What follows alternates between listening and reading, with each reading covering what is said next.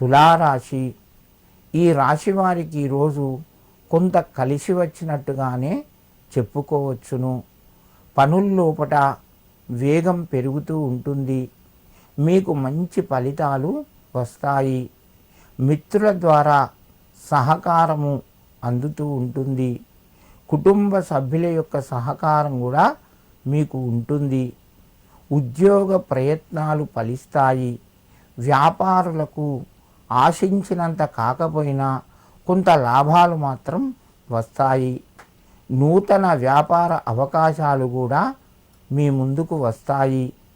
తులారాశి వారు ఈరోజు పితృదేవతలకు నమస్కరించి ఏదైనా తీపి పదార్థాన్ని పేదలకు కానీ చిన్నపిల్లలకు కానీ పంచిపెట్టండి.